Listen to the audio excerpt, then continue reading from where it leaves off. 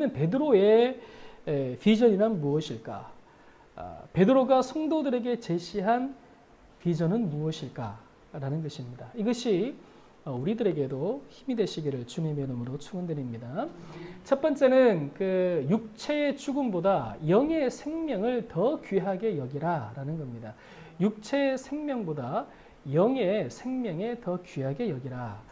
그러니까 육신적인 모습을 보는 것이 아니라 영적인 세계가 열려 있음을 성도들에게 이야기를 하고 있고, 오늘 본문에서는 육신적인 삶보다도 오히려 더 깊은 영적인 세계를 더 중심에 두고, 그리고 그것을 바라보고 깨닫고 어려운 고난에서 그 영적인 그 무언가를 붙들고 살아갈 것을 제시를 하고 이야기를 하고 있습니다.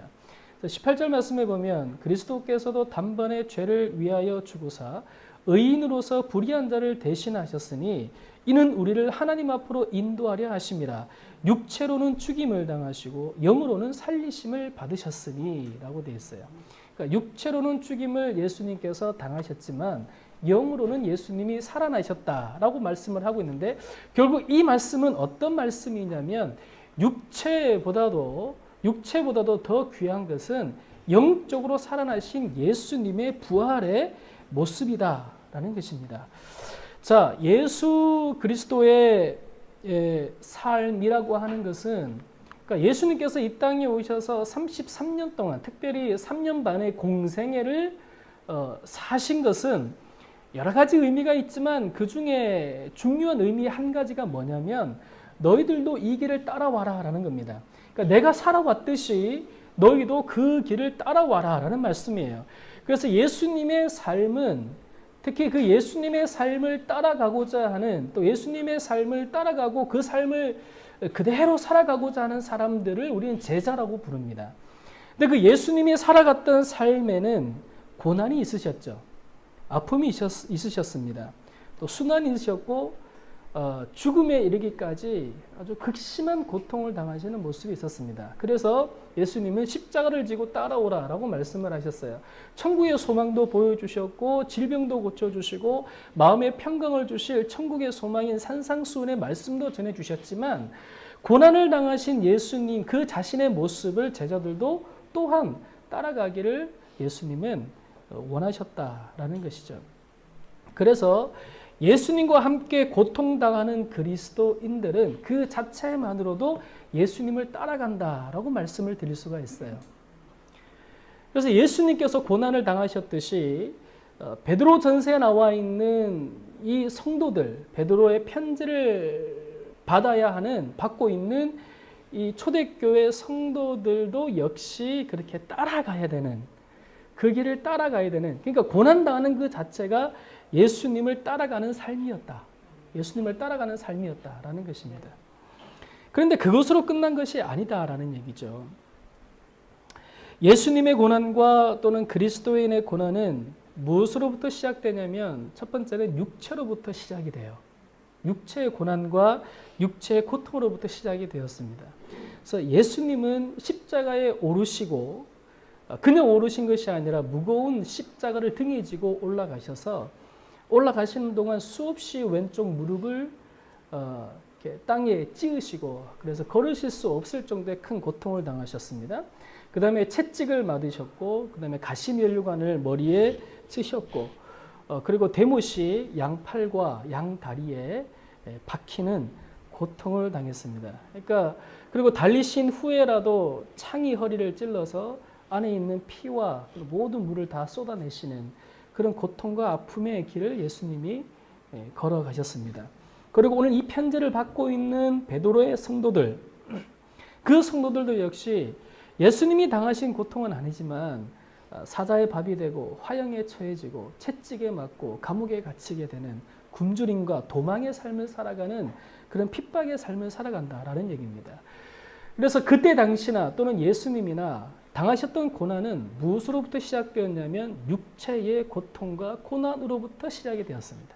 육체의 고난과 육체의 고통으로부터 박해가 시작되었다라는 것입니다. 그래서 육체의 고난으로 시작하는 이 박해의 마지막은 육체의 멸망이죠. 이 육신의 죽음입니다. 이 세상으로서의 호흡을 하며 살아가는 마지막이다라는 얘기예요.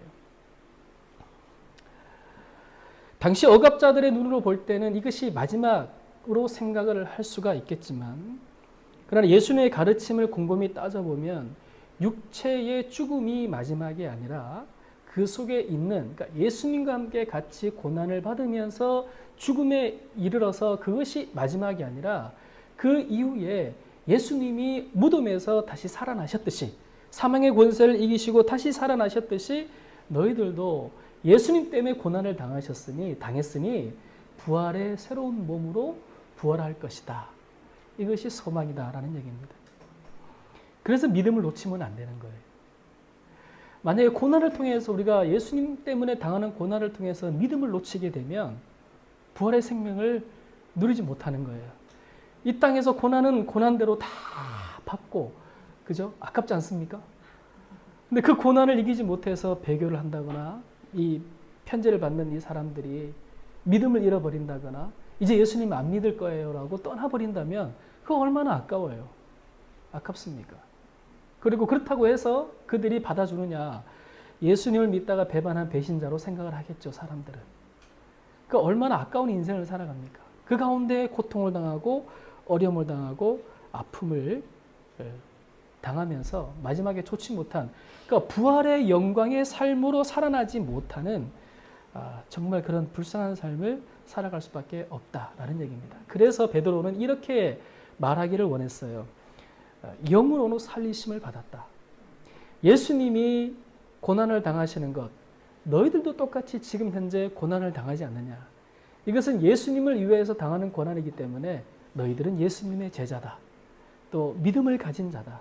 그러니 이 고난의 길을 우리가 잘 견디며 살아가자. 그러면 행여 세상에 또 로마의 정권이 너희들을 마지막 죽음의 길로 내몰지 모르겠지만, 그러나 그 이후에는 무엇이 있느냐? 영의 살리심, 부활의 은혜가 너희들에게 있다. 이것을 가르치고 원했다라는 것입니다. 그래서 요한복음 6장 63절 말씀에 보면 이렇게 기록되어 있어요. 같이 읽겠습니다. 살리는 것은 영이니 유임무익하니라. 내가 너희에게 이른 말은 영이요 생명이라. 살리는 것은 영이다 라고 이야기를 하고 있어요. 그러니까 우리는 영으로 살리심을 받았다. 고린도전서 15장 45절 말씀 같이 읽겠습니다. 기록된 바 첫사람 아담은 생명이 되었다 함과 같이 마지막 아담은 살려주는 영이 되었으니, 여기 첫사람 아담은 아담을 얘기하잖아요. 그래서 마지막 아담은 우리 예수님을 이야기합니다. 그래서 우리 예수님이 살려주는 영이 되었다. 살려주시는, 그러니까 우리를 죽음에서 부활의 영광으로 살려주시는 영이 되었다라고 말씀을 하고요. 로마서 8장 11절 말씀 같이 읽겠습니다. 시작.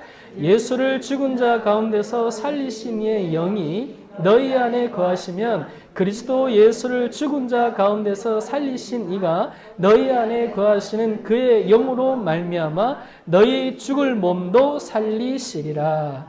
아멘. 이렇게 예수님이 우리를 살리신다라는 얘기예요. 저와 여러분들은 살리심을 받은 사람들입니다. 그죠? 육체는 한계가 있죠. 육체는 한계가 있습니다. 뭐 80, 90 오래 살면 100세. 이렇게 육신의 어떤 연수는 어쩌면 하나님 안에서 정해져 있는 줄 모르겠어요. 그러나 우리의 영의 삶은 영원하죠. 영원한 내세의 삶을 이제 우리가 믿고 있기 때문에 영원한 내세의 삶을 살기 위해서는 영원히 죽지 않는 영이 필요하다는 얘기예요. 그 영을 우리에게 주신 분이 예수님이고, 그렇게 죽었던 우리의 영을 예수님을 믿음으로 인해서, 예수님을 구세주로 영접함으로 인해서 사망의 권세가 물러가고 우리의 영은 살리심을 받아서 영원한 삶을 살아간다는 얘기입니다. 그러니까 그렇게 영원한 삶이라는 것이 우리에게 더 중요하고 가치가 있기 때문에 잠시 잠깐 당하는 너희들의 고난과 아픔과 어떤 박해로부터 믿음을 잘 지킬 것을 이야기를 하고 있어요. 사탄의 전략은 무엇이냐면 고난을 통해서 예수님 믿지 못하게 하는 거예요. 그게 질병이 되었든 무엇이 되었든 외부적인 환경이 되었든 그렇지 않습니까? 그래서 영원한 생명을 가져오려고 하는 자신들이 제일 싫어하고 증오하는 그 일을 방해하는 것이 마귀예요. 마귀라는 것입니다. 그래서 예수님 잘 믿다가 못 믿게 되면 영원한 생명까지도 놓치게 되고 마귀의 그늘 안에 들어가게 되는 것이죠. 그래서 우리는 영원한 생명을 가진 자로 살아가는 삶이 되시기를 주님의 이름으로 축원드립니다. 자, 아까도 말씀드렸듯이 예수님의 고난은 육체로부터 시작이 되었어요. 그죠? 육체로부터 시작이 되었고, 또는 베드로전서의 편지를 받는 성도들도 역시 육체의 고난으로부터 시작이 되었습니다.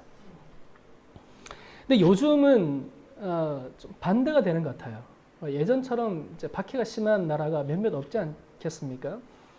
그러니까 이제 베드로전서의 내용들을 가만히 보게 되면 아마 북한의 지하교회에 있는 성도들과 비슷한 상황이지 않겠어요? 목숨을 내어놓고 예수를 믿고 있는 지하교회 성도들의 삶이 베드로전서를 받는 그때 당시에 성도들의 삶과 좀 유사하지 않겠습니까?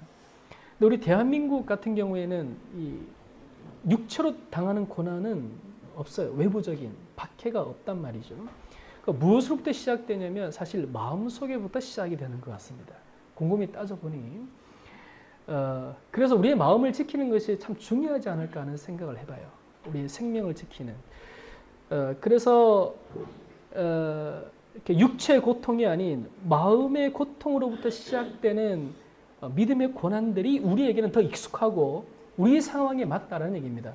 고난은 같은 고난일지 모르겠지만 우리 마음에서 일어나고 있는 고난들이 있잖아요. 뭐 스트레스들 많지 않습니까? 마음을 무너뜨리게 하는 그런 스트레스들, 뭐 의심, 뭐 오해, 또 아픔, 고통, 또 걱정, 근심, 뭐 이런 것들이 사실 우리의 마음에 박해를 가하고 있다라는 얘기예요. 예수님을 멀게 하는데 예수님을 잘 이렇게 믿었으면 좋겠는데 그렇게 하지 못하도록 사탄이 들어와서 휘저 놓을 수 있다라는 얘기입니다. 특별히 제가 어제 신문에 찾아봤더니 2017년도에 세계에서 가장 스트레스를 적게 받는 도시의 순위를 이렇게 정해보았어요. 2017년도에서 스트레스를 가장 적게 받는 도시의 순위를 정했습니다. 1위가 어디냐면 독일의 슈투트가르트라는 곳이에요. 슈투트가르트라는 곳이 스트레스가 가장 없는 도시였습니다. 150위까지 정했는데 46위는 코스타리카의 산호세라는 지역이 되었고요. 61위는 대만의 타이페이가 스트레스를 가장 적게 받는 나라 중에 61위를 차지했습니다. 71위는 일본 도쿄고요. 94위는 베트남 하노이라고 합니다. 104위는 태국의 방콕이라고 해요. 우리나라는 몇 위일까요? 140. 근접했어요. 우리나라는 몇 위일까요? 없어요? 아, 업이에요. 조금 업이에요. 128. 129위예요. 예. 아깝네요. 우리나라가 스트레스를 가장 적게 받는 도시 중에 순위가 1위부터 150까지 있는데 129위라고 합니다. 129위. 반대로 얘기하면 스트레스를 가장 많이 받는 하위 50개 나라 중에서도 중간에 위치하고 있다는 얘기예요. 스트레스를 굉장히 많이 받는다는 얘기예요. 그러니까 우리들도 사실 살아가면서 스트레스를 많이 받지 않습니까? 이런 도시에 살아가고 있기 때문에.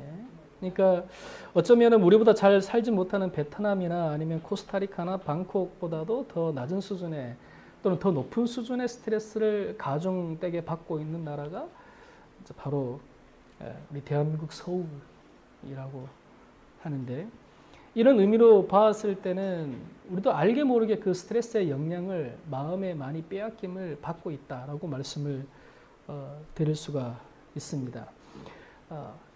이걸 바꾸어 얘기하면 우리 대한민국의 크리스찬들은 또는 기독교인들은 더 영적으로 살리심을 받은 예수님을 의지해야 된다라는 결론을 내릴 수밖에 없습니다.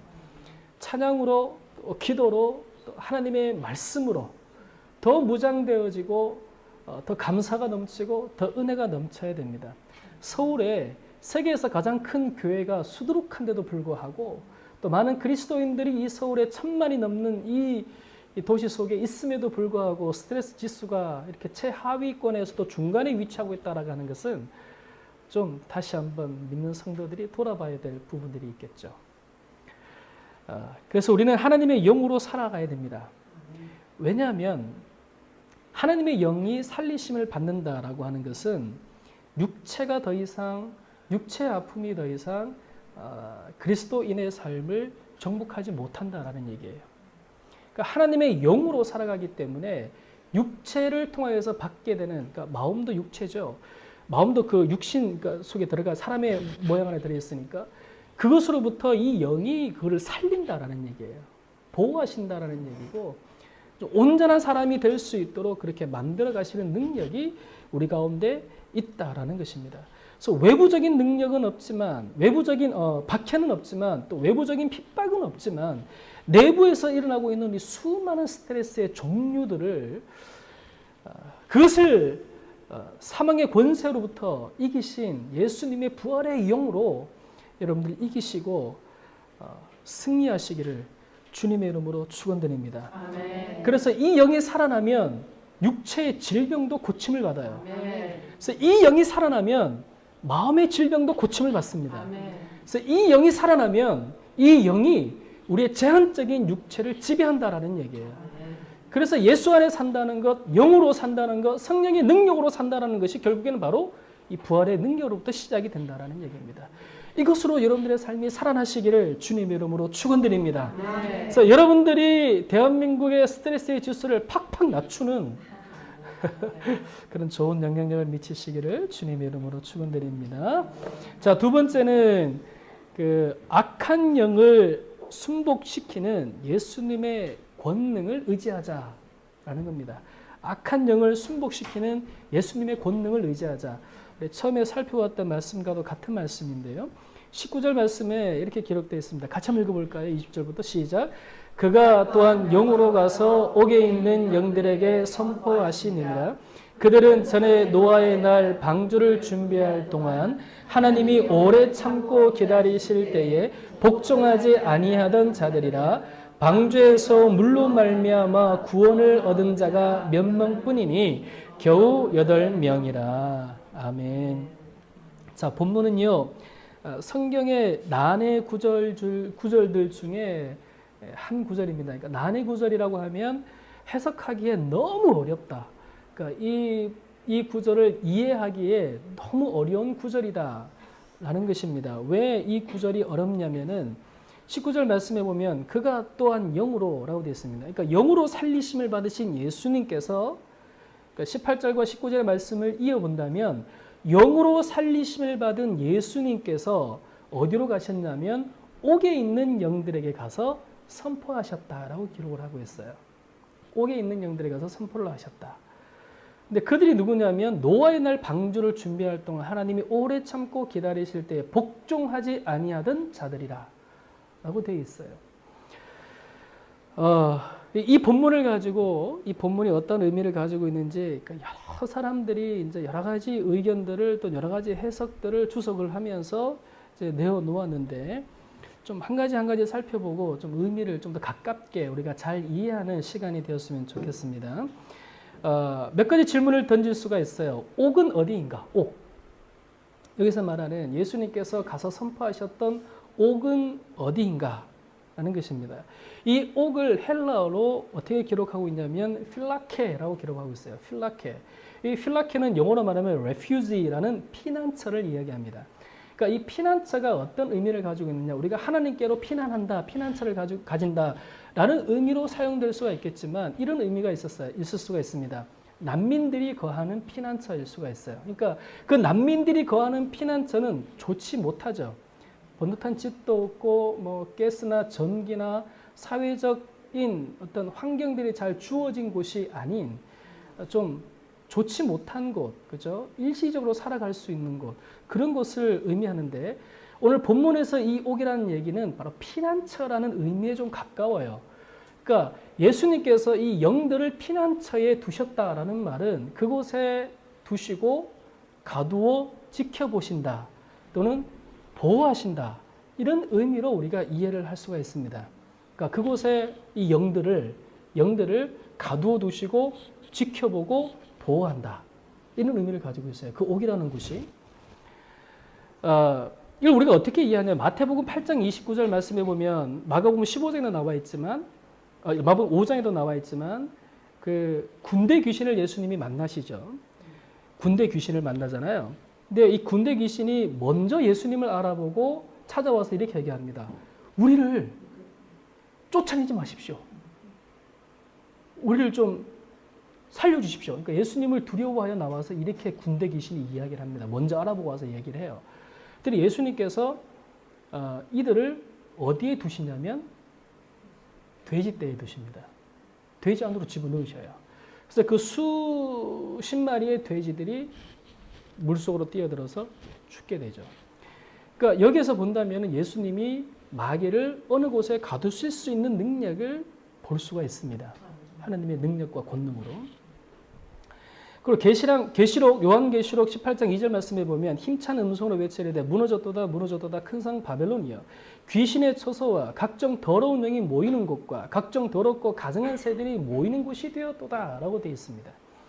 그러니까 이 말씀에도 가만히 보게 되면 이 악한 영들이 모이는 곳이 따로 있다라는 얘기예요. 여기 이 본문 속에서 이것이 우리 예수님이 가두어 두신 것인지 아니면 이곳에 로마에 두신 것인지 알 수는 없지만 그렇게 그들이 모이는 곳이 있는 처소가 있음을 본문에서는 이야기를 하고 있는 거예요. 요한계시록 18장의 말씀에서는.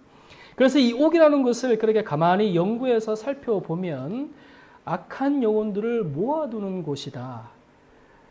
그래서 약간 의미로는 피난처이지만 감옥과 가까운, 그래서 예수님이 그들을 가두어 두시고 뛰쳐나오지 못하도록 지켜보고 계시고 성도들을 보호하기 위해서 가두어 두신 곳이다. 우리가 이렇게 이야기하는 것이 가장 근접한 해석이라고 말씀을 드릴 수가 있습니다. 자, 그렇다면 영들은 누구인가라는 얘기입니다. 앞전에 얘기했듯이 영들은 누구냐면 악한 영들 아니면 사람의 영들이냐. 우리가 조금 이해가 필요할 수가 있겠죠. 왜냐하면 노아 시대 때에 불순종한 자들이라고 이야기했기 때문에 노아 시대에 불순종한 자들은 노아 식구 8명을 빼고 난 다음에 모든 사람들일 수가 있습니다. 그리고 여기에는 두 가지 견해가 있는데 창세기 6장 1절부터 4절까지 나와 있는 하나님의 아들들, 즉 타락한 천사다라고 말씀을 하시는 분이 있고 또 다른 의견은 타락한 천사들로 인하여서 그러니까 사람의 딸과 결혼을 하잖아요. 그리고 거인 족속을 이제 낳게 되고 그래서 그렇게 타락한 타락한 천사들과 사람과의 어떤 그것을 통하여서 태어난 타락한 자들, 타락한 사람들을 이제 이야기를 할 수가 있습니다. 그런데 사실 영들이라는 말 자체는 어떤 의미로 성경에서 사용되어졌냐면 보통은 일반적으로는 악한 영들을 이야기할 때 영들이라고 이야기를 합니다. 복수를 붙여서 영들이다라고 얘기를 하고 있고 사람 한 사람에 대해서 이야기할 때는 영혼이라고 이야기를 하고 있어요. 사람에게 말할 때는. 그래서 마태복음 10장 1절 말씀에 보면 예수께서 그의 12제자를 부르사 더러운 귀신을 쫓아내며 모든 병과 모든 약한 것을 고치는 권능을 주시니라고 되어 있어요. 그래서 더러운 귀신을 영어 성경에는 unclean spirits라고 얘기를 하고 있습니다. 그러니까 더러운, 깨끗하지 못한 영들, spirits, 그러니까 복수로 이야기를 하고 있고요.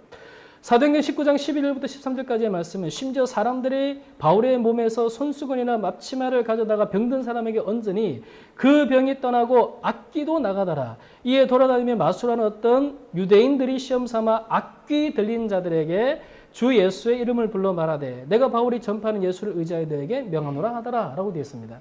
여기 사도행전 19장에 나와 있는 말씀에 보면 악귀 또는 악귀, 더러운 악귀, 이런 악귀들은 전부 다 spirits라고 하는 복수를 사용하고 있어요.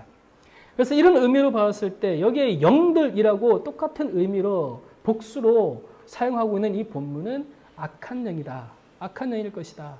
이렇게 이야기를 하고 있어요. 그렇지만 영들이라는 말 자체가 딱 한 군데 신약 성경에는 사람들에게 기록된 구절이 있습니다.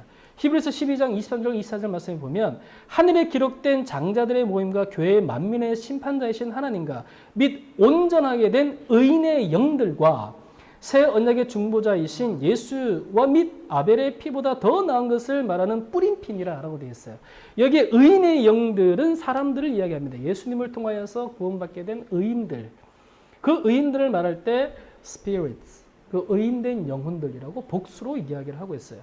자, 이렇게 보았을 때 우리가 어떻게 이해를 해야 되느냐? 일반적으로 말하는 악한 영들인가? 아니면 특수한 경우에 딱 한 번 이야기하고 있는 사람의 영들인가? 라고 보았을 때 우리는 아무래도 이 영들은 악한 영들을 이야기하는 것에 가깝지 않을까?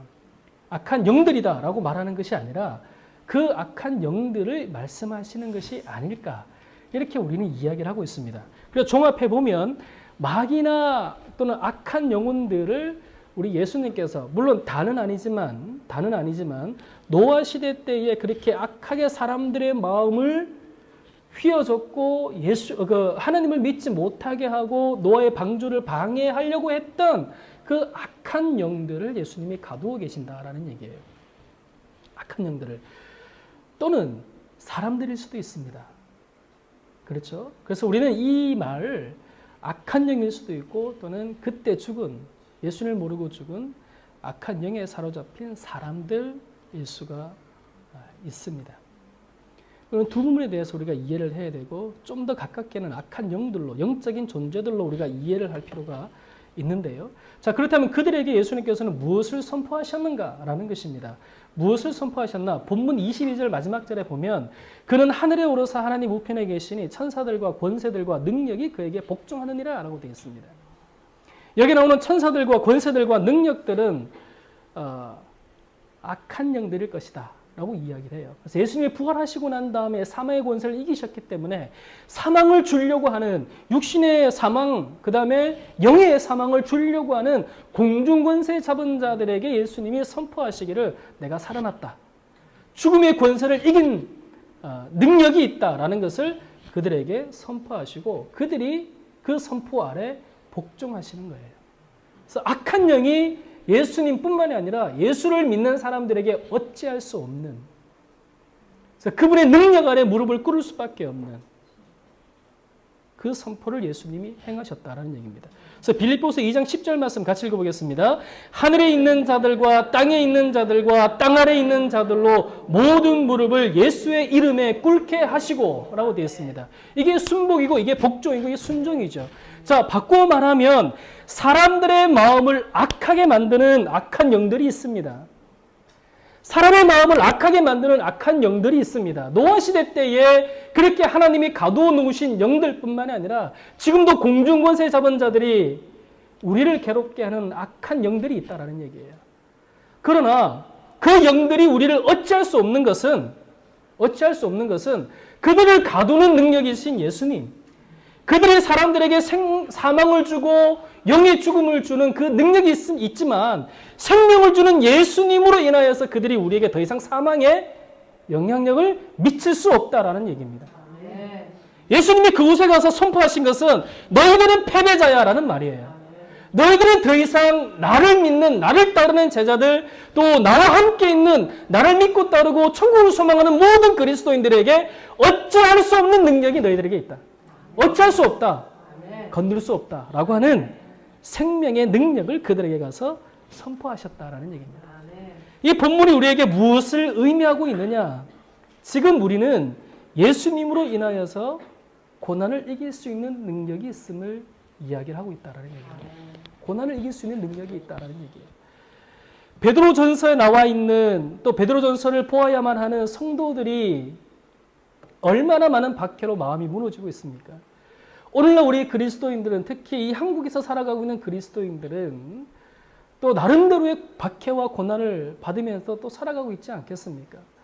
그럴 때에 우리가 나약한 사람으로 살아가는 것이 아니라 그렇게 마귀의 권세에 사로잡혀서 죽음에 이르는 길로 걸어가는 사람이 아니라 우리를 어찌할 수 없고 사망의 그늘에서 우리를 끌어가고자 하는 그런 마귀의 능력이 우리에게 더 이상 힘을 발휘하지 못한다라는 얘기예요.